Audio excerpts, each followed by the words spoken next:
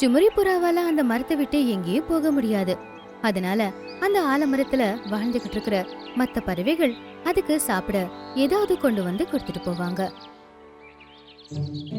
ஒரு நாள் என்ன நடந்துச்சுன்னா, இந்தாங்க அத்தை, எங்க அத்தை உங்களுக்காக பக்கோடா கொடுத்து அனுப்பியிருக்காங்க. நல்லா இருமா, நல்லதா போச்சு உன்னுடைய மாமியார் எனக்கு பக்கோடா கொடுத்து அனுப்புனது.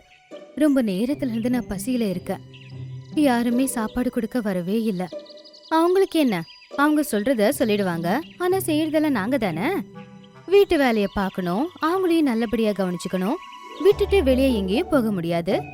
எங்க வாழ்க்கையில கஷ்டத்தை கொடுக்கறதுக்காகவே இந்த ஆலமரத்துல ஒருத்தங்க இருக்காங்க.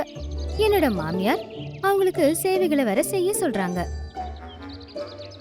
ஜுமரி புறா ஒரே ஒரு பக்கோடாவை எடுத்து சாப்பிட்ட உடனே அதுக்கு அந்த பக்கோடா ரொம்ப காரமா தெரிஞ்சது. அது சத்தமா கத்துச்சு. அட கடவுளே, என்ன இது, இதுல காரம் இவ்வளவு இருக்கு. ஆ புல்புல், நீ எதுக்காக இதுல இவ்வளவு காரம் போட்டிருக்க?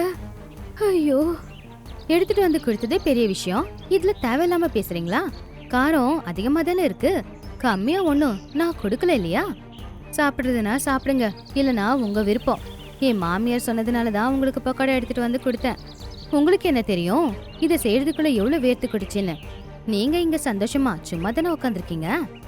புல்புல் இந்த மாதிரி திட்டினதை கேட்டு பாவம் அந்த புறா ரொம்பவும் கவலைப்பட்டுச்சு. ஆனா பசி அதிகமா இருந்ததுனால அந்த காரமான பக்கோடாவை கூட அது வேற வழி இல்லாம சாப்பிட்டுக்கிட்டு இருந்துச்சு.